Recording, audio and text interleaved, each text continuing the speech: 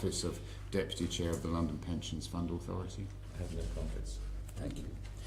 Before moving to the question and answer session, can I ask the committee to formally note the background information circulated with the agenda, and for the purposes of the public who may not see that, that is a letter from the Mayor of London requesting the appointment of Mr McMullan, a letter from the Chair of the Assembly to Mr McMullan which confirms notice of this Confirmation Hearings Committee, and a letter from the Chair of the Assembly to the Mayor informing him of her decision to conduct a hearing.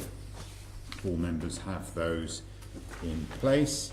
We can now move on to question and answer session, and I would like to remind members again that this is not about issues, this is about the candidate's suitability for the position, and whether or not the candidate is qualified for the position, whether or not the candidate has the time and capacity for the position, whether or not the candidate is independent and impartial enough for the position, and on the key responsibilities and issues for the LPFA in the future. So, if I can start off, Mr McMullan, what do you see as the challenges and opportunities of the role of Deputy Chair of the London Pensions Fund Authority, and what value would you bring to the role in that context?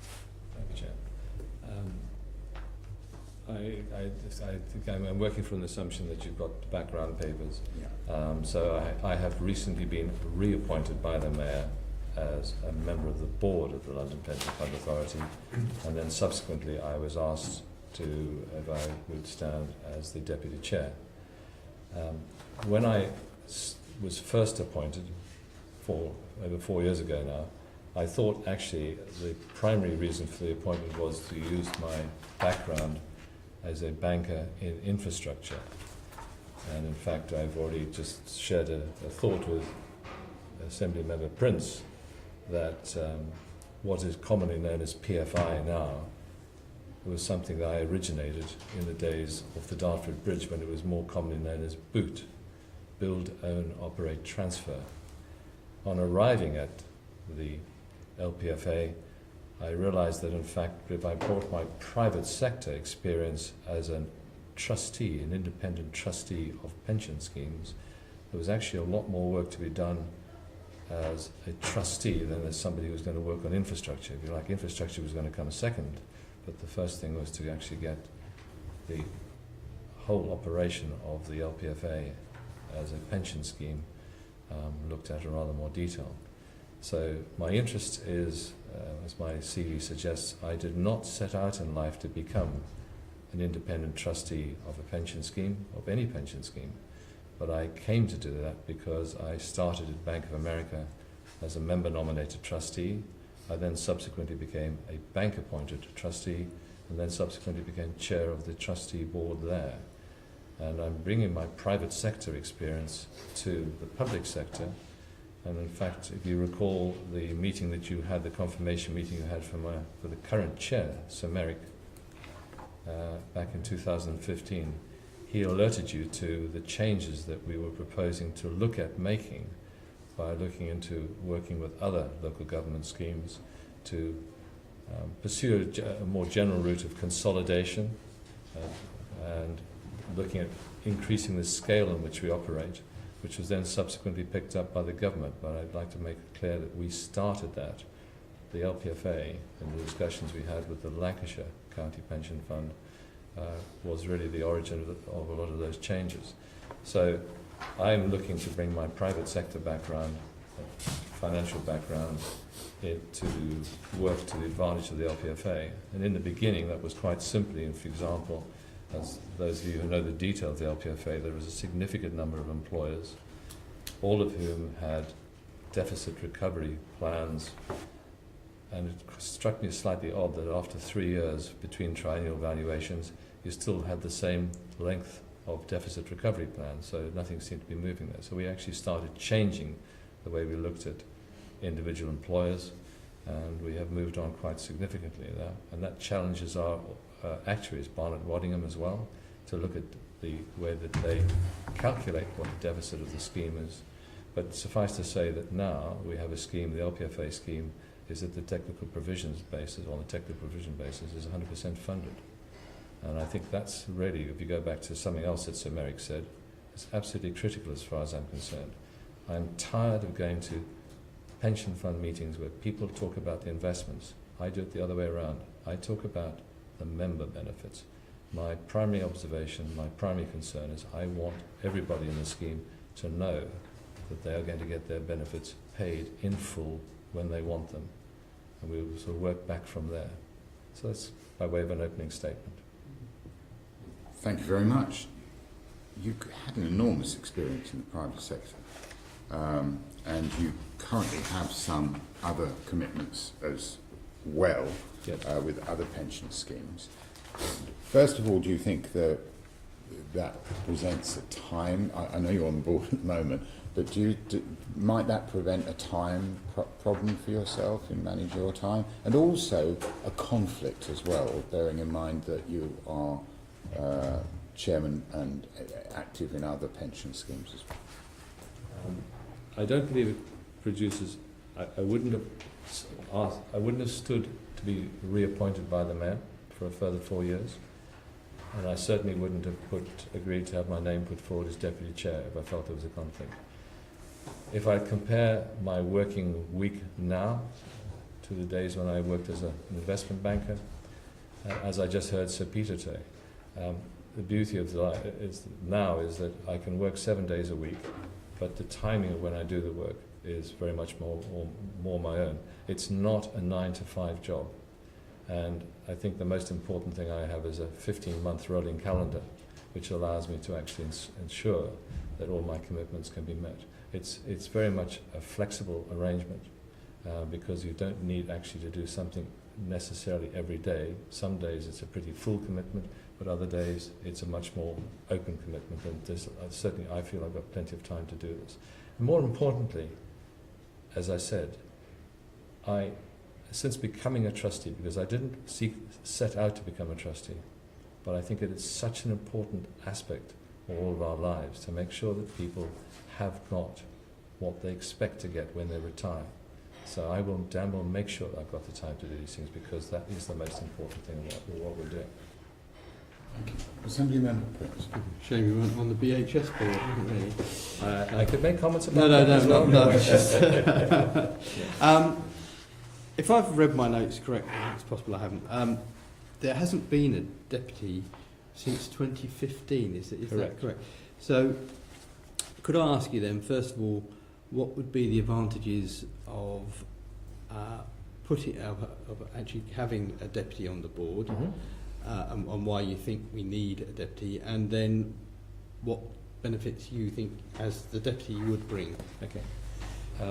I referred earlier to the hearing when Sir Merrick was confirmed as chair, and those of you who were at that hearing, and some of you were at that hearing, may recall that came about because Edmund Truell, who was the previous chair, I'm going to choose my words carefully, stood down or left the position, and Sir Merrick was appointed in his place.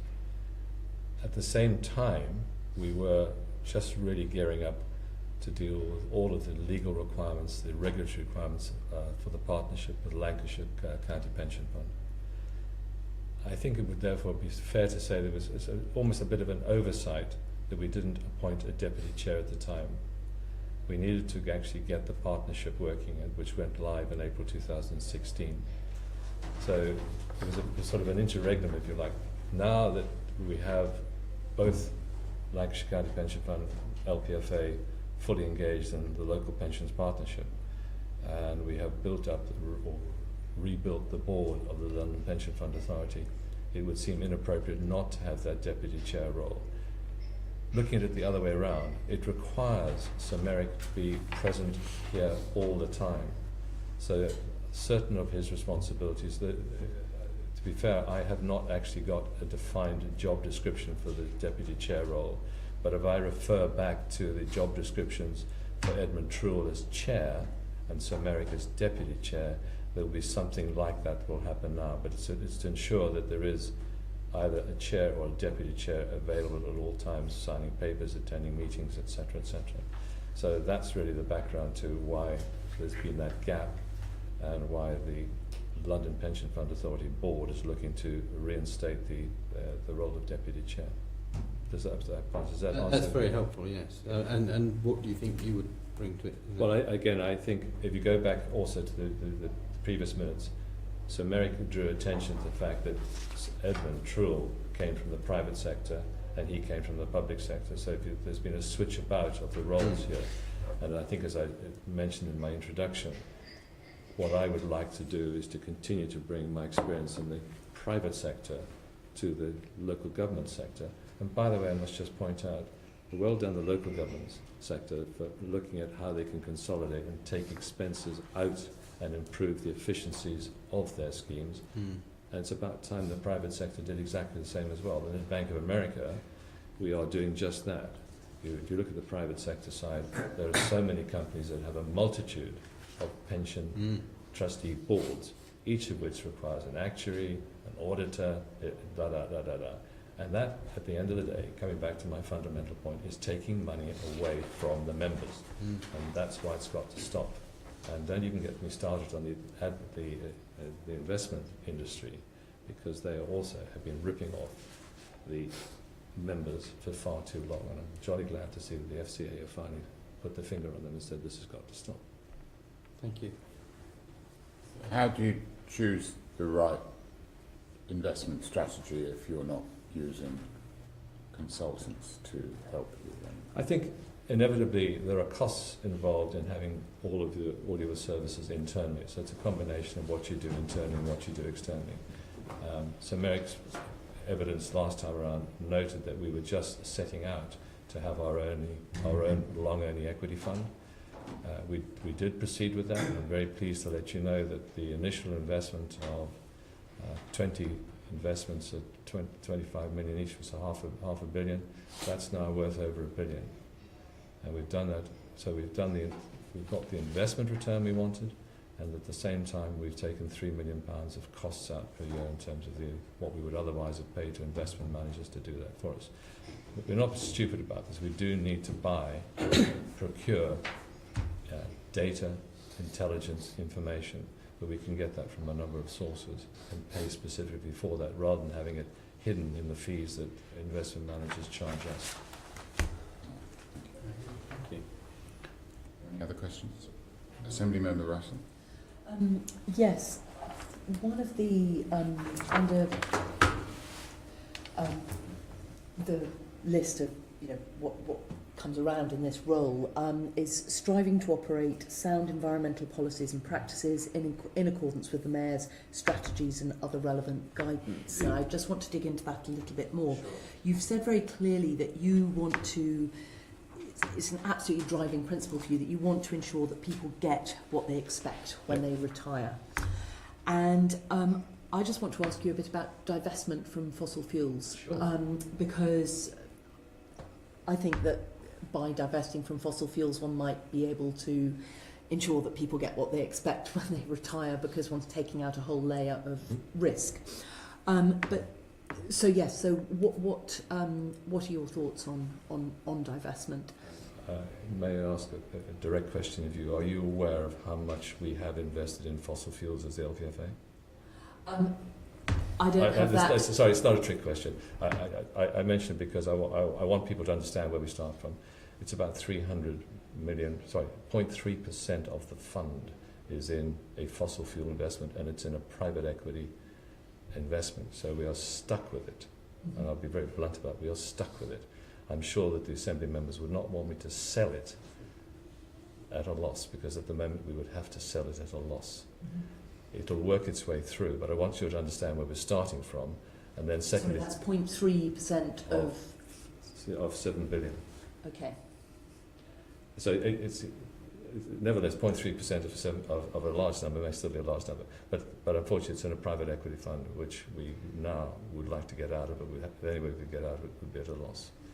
I think rather more importantly, both Lancashire and ourselves, the Lancashire County Pension Fund and ourselves, have very shared ambitions in this respect, and I appreciate you haven't seen yet the very clear statement that will be in the annual report and accounts of both the LPP, the Local Pensions Partnership, as well as in the LPFA annual report and accounts for last year.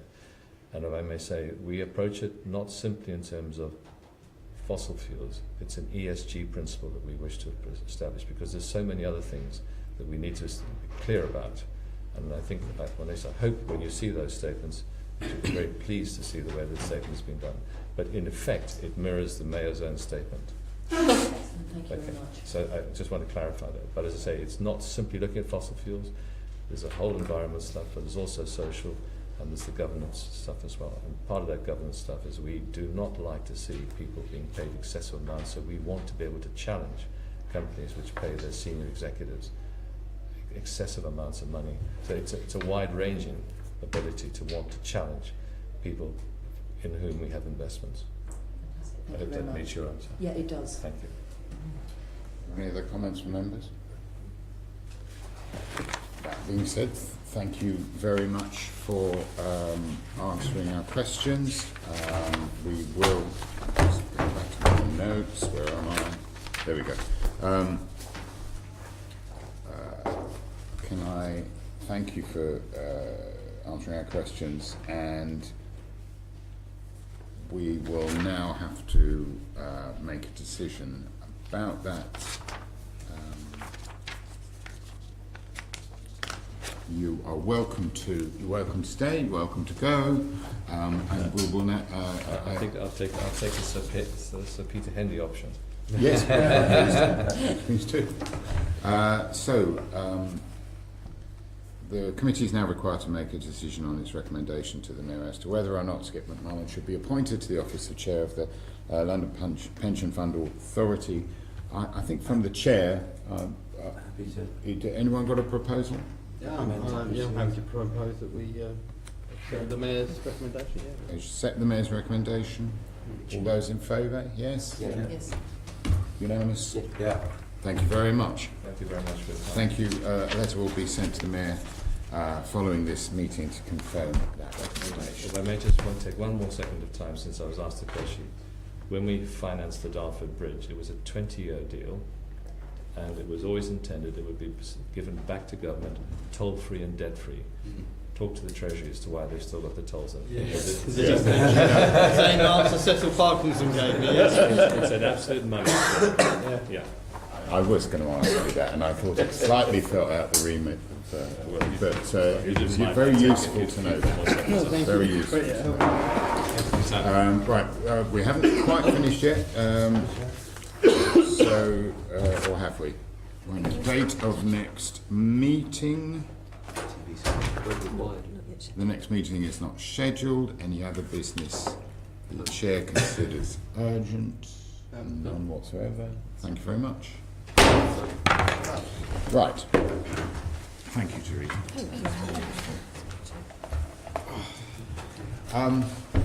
GLA, Committee Room 3, South.